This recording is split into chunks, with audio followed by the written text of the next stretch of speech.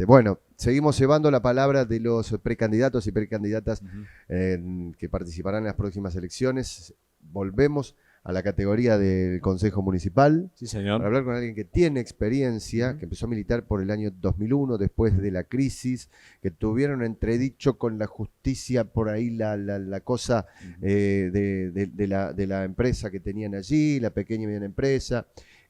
Laburando muchísimo con dos figuras importantes para la política. Monteverde por un lado y Karen Tepp por el otro, que está con nosotros. Hola Karen, ¿cómo estás? ¿Qué tal? Buenas noches, muchísimas gracias a ustedes por la invitación. No, por favor, es un placer.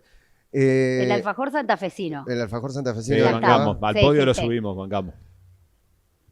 Lo subimos al podio, al podio. Al podio lo subimos. Te llenas de miguita, la mordiste. Pero es un placer. Eso es verdad, pero bueno. Pero es un placer. El azúcar impalpable. El dulce de leche. Ponemos una torta así, el mil hojas también. Claro. Pero una versión más compacta del Milo.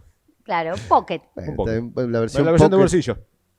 La versión pocket me hace acordar la zanela de aquellos tiempos. Bueno, no vamos a hablar de edad, porque vamos a hablar de la ciudad, de recorrido, de darle un nuevo impulso. Digo, ¿cuáles son los desafíos en esta carrera electoral para Ciudad Futura, para tu figura, renovar la banca, digo, seguir laburando junto a todos esos pibes jóvenes que, como decía antes, después de las crisis se tuvieron que poner el overol y salir a pisar barro, gastar suela y hablar con la gente? Bueno, creo que hay dos desafíos. Por un lado, esta apuesta de renovar la banca en el Consejo Municipal está acompañada de la propuesta de la candidatura de Juan Monteverde a intendente. Yo lo decía de manera risueña a mis compañeros y compañeras en la asamblea en la cual definieron sea la candidata que encabece nuestra lista de concejales, que quería el 10 de diciembre asumir este nuevo desafío, pero ya no como bloque opositor, sino como bloque oficialista, teniendo la ardua tarea de sacar a Rosario de esta profunda crisis de violencia, pero también de desigualdad. Nosotros venimos haciendo un trabajo legislativo que fue difícil, sinceramente, fue difícil poder generar consensos en torno a algunas ideas que nosotros veníamos sosteniendo desde que ingresamos al Consejo, ¿no? Recuerdo, por ejemplo, en el año 2015-2016, apenas ingresamos, hubo dos proyectos que para nosotros eran centrales. Por un lado, la creación de la Agencia contra el Lavado de Activos, porque entendíamos que para resolver o acortar con el circuito de la violencia en Rosario hay que cortar con el lavado de dinero, y eso nos llevó casi 10 años de trabajo legislativo, de generar consenso, de buscar experiencia, de construir argumentos y de convencer, ¿no?, a las otras fuerzas políticas para que el año pasado, por ejemplo, estemos sancionando este instrumento que es fundamental y que sin lugar a dudas necesita de un intendente con mayor valentía y con mayor firmeza para ponerla en funcionamiento.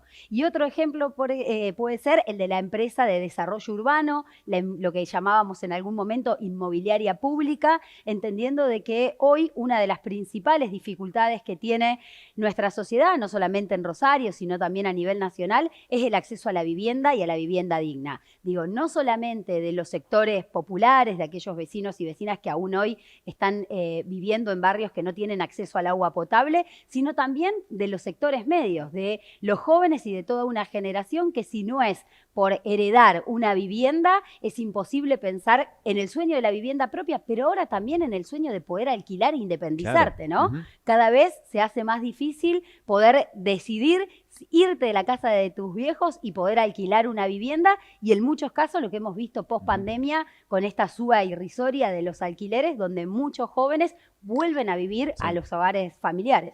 Y en donde, bueno, también tuviste, muchos jóvenes que no eran de aquí de Rosario, que no han podido volver a estudiar producto de no hacer frente a un alquiler. Vos me parece que hay dos puntos ahí importantes en los dos proyectos.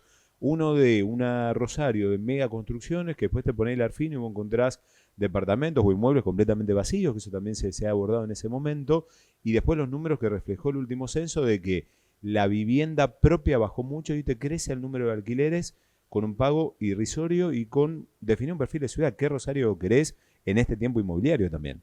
Sí, absolutamente. Digo, a nosotros por ahí como bloque se nos acusa muchas veces de estar en contra de la construcción, ¿no? Porque ponemos mucho la lupa en lo que respecta a la aprobación o no de convenios urbanísticos en el Consejo Municipal, la aprobación de excepciones, de articulaciones. Bueno, lo que nosotros planteamos en esas discusiones es que Cuando llegan ese tipo de proyectos, sobre todo lo que tiene que ver con las excepciones de altura, de mayores alturas y demás, o mayor índice de edificabilidad, lo que está llegando es casos que no se están ateniendo a la normativa, ¿no? Hay una normativa ya urbanística que establece las alturas y demás por los sectores.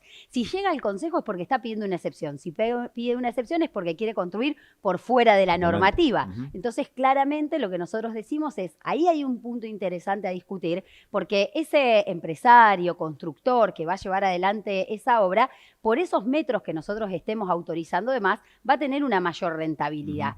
Con lo cual hay que dar un debate acerca de cuál es la compensación que le queda, cuál es el beneficio que queda para el sector público. Y en ese sentido nosotros venimos tratando de impulsar. Nos está costando en algunos casos un poco más, en otros creo como fue la ordenanza de aprobación de todo lo que es el plan de crecimiento y de consolidación de la zona de Nuevo Alberdi, hemos podido incorporar algunas herramientas que tienen que ver con lo que se llama técnicamente como captación de plusvalía urbana, es decir, cuál es el beneficio que le queda al Estado. Nosotros queremos que en Rosario se construya, pero lo que queremos discutir es para quién se construye.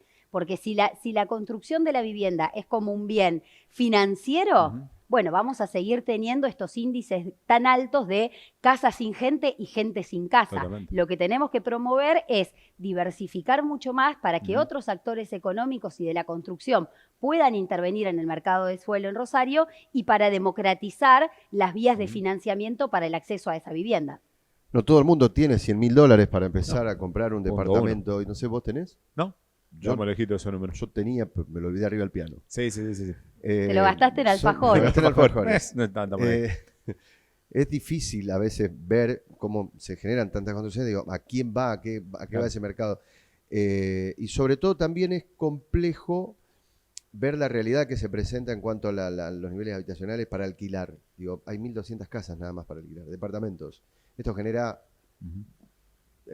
cortes en todos los niveles. Te querés independizar, lo decías vos, no lo podés hacer. Querés volver a seguir estudiando, no lo podés hacer.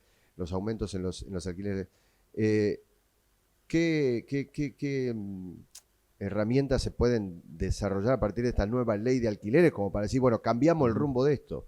Mira, yo creo desde que el Consejo Municipal, digo, ¿se puede hacer algo? Sí, yo creo que ahí hay una materia todavía pendiente a nivel municipal, ¿no? Está la ley nacional con todas las dificultades que está teniendo su implementación y con la resistencia de los propios lobby inmobiliario que estamos viendo y que también se suman los grandes medios de comunicación y demás. Yo creo que a nivel municipal, que además en los temas urbanísticos es una herramienta que tienen los intendentes y los gobiernos locales. Digo, no podemos definir el valor del dólar, pero sí tenemos, es una herramienta que también para nosotros es un instrumento económico, digamos. En la medida que vos pienses el acceso y la política de suelo, vas a poder generar o mayor democratización en su acceso o mayor concentración. En el caso de los alquileres, a mí me parece interesante estudiar, hay algunos países, digo, el caso más emblemático es Portugal, pero existen muchos otros, incluso en América Latina, que se están dando instrumentos para atacar, si se quiere, la vivienda ociosa. Claro. Esta idea de cuando hay, no una señora que tiene vive de la renta porque heredó una casa y la tiene en alquiler. Porque en esos casos, el que es propietario está interesado en que entre en el mercado de alquileres. El tema es esto, cuando hay grandes concentraciones de departamentos o edificios vacíos que no se están volcando al mercado del alquiler. Y ahí hay, por un lado, algunas políticas que tienen que ver, si se quieren, con cuestiones más sancionatorias de esa especulación que está dada fundamentalmente por el aumento de las tasas, digamos, cuando se detectan que hay viviendas ociosas, que los mecanismos que se implementan, por ejemplo, es poder controlar el consumo de energía eléctrica, que es un valor que a vos te va a determinar si esa vivienda está siendo utilizada o está vacía. Cuando se constata que pasa determinadas cantidades de meses, se determina que es una vivienda ociosa y se le aumenta la tasa. Eso es un mecanismo. Pero por otro lado, a mí me parece interesante, incluso lo estamos estudiando para presentar un proyecto, que es poder hacer una consulta pública a la ciudadanía, en la cual podamos decidir si queremos de alguna manera pedir desde el Estado a todos aquellos que son propietarios de inmuebles vacíos que tengan un plazo de 100 días para poner esos inmuebles en el mercado de alquiler. Y si eso no es así, que puedan empezar a tener algunas otras sanciones o que puedan incorporarse en un mercado público de alquileres. Barcelona, por ejemplo, es una de las grandes ciudades del mundo, que ellos el problema que tienen son con Airbnb, y con todas esas, digamos, alquileres temporarios, producto del turismo que afecta después la vida cotidiana, empezaron a tener un parque de vivienda público de alquiler y por el otro lado, topes en los precios de los alquileres para determinados edificios. ¿Esto no atenta contra la propiedad privada, este tipo de mecanismos? No, lo que justamente hace es hacer cumplir la parte de la función social de la vivienda, ¿no? Y del acceso al suelo. Nadie le está expropiando el inmueble a esa persona. Lo que se están haciendo son mecanismos, en algunos con incentivos y en otros más con sanciones si se quieren, porque lo que se detecta es que hay una especulación en ese sentido. Por otro lado, creo que hay algunas otras viviendas, sobre todo lo que tiene que ver más con el patrimonio arquitectónico de la ciudad, que claramente la municipalidad no está teniendo una política activa de acompañamiento a quienes son propietarios de esos inmuebles, porque en muchos casos son personas, familias que heredaron ese inmueble y no tienen la capacidad económica para hacer las obras necesarias para revitalizarlos y poder volcarlo al mercado, ya sea de alquileres o de venta, pero teniendo la protección patrimonial. En eso también hay ordenanzas sancionadas, pero no están funcionando los fondos de acompañamiento por parte del sector municipal. Karen, me meto en lo que tiene que ver con la carrera y pensando en gobernación, pensando también acá en la ciudad de Rosario. Creo que tengo una charla de 2 sellos políticos muy fuertes que se han planteado, pero en el medio con 2 rumbos, con 2 decisiones políticas muy, muy distintas cada una.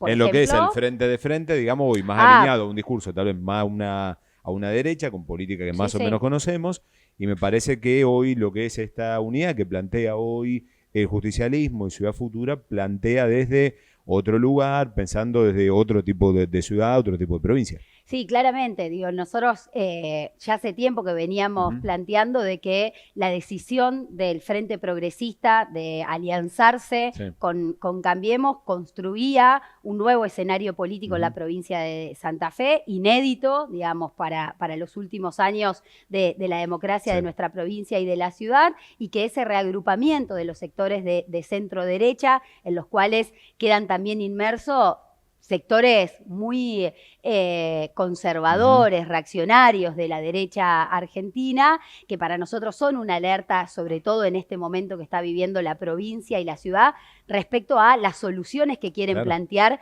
para temas muy sensibles como es el de la inseguridad y el de la violencia. Y frente a ese escenario, lo que nosotros y nosotras venimos planteando ya desde el año pasado era esta necesidad de que todos aquellos sectores que venimos de el campo nacional y popular, los progresismos, la izquierda, sectores de bases históricamente socialistas que no quieren saber nada con que su partido esté hoy en alianza con el PRO, teníamos que poder configurar una opción electoral distinta para la ciudadanía que históricamente ha mostrado ser más progresista que conservadora en nuestra ciudad. En ese sentido fue que configuramos este escenario de primarias, tanto a nivel en la ciudad de Rosario como también a nivel provincial, y en particular a lo que nosotros como Ciudad Futura más nos interesa y nos entusiasma es la necesidad de construir una nueva fuerza potente, plural, que además tenga no solamente un plan coherente para poner en marcha el 10 de diciembre, sino también la valentía, porque estamos convencidos que se necesitan políticos sin miedo para enfrentar la crisis que estamos viviendo, y en eso, en particular, la posibilidad de que como Ciudad Futura podamos llevar una propuesta en la ciudad de Rosario con la candidatura de Juan Monteverde, pero también a nivel provincial con Eduardo Tognoli a gobernador y Lucila de Ponti como diputada provincial. Militancia, territorio y mucha convicción puestas en unidad. Hablaba de tener valentía y gobernantes sin miedo. Me da la sensación que está diciendo que el intendente tiene un poco de miedo, pero digo, a partir de allí yo te quiero preguntar qué valoración tenés de la gestión que atravesó momentos muy difíciles, y en esto no quiero defenderla, pero digo, la excusa o la razón de la cual estamos acá así, de esta manera, es porque la pandemia, la crisis económica, el contexto internacional, la guerra con Rusia, toda una serie de razones que siempre van a dar. Pero ¿qué valoración haces sobre esto? Mira, todo lo que vos decís son condicionantes de una realidad que ninguno de nosotros desconoce. De hecho, digo, en el caso nuestro, siendo bloque de la oposición estos años en el Consejo, que en realidad es una postura que tenemos desde que asumimos en el 2000.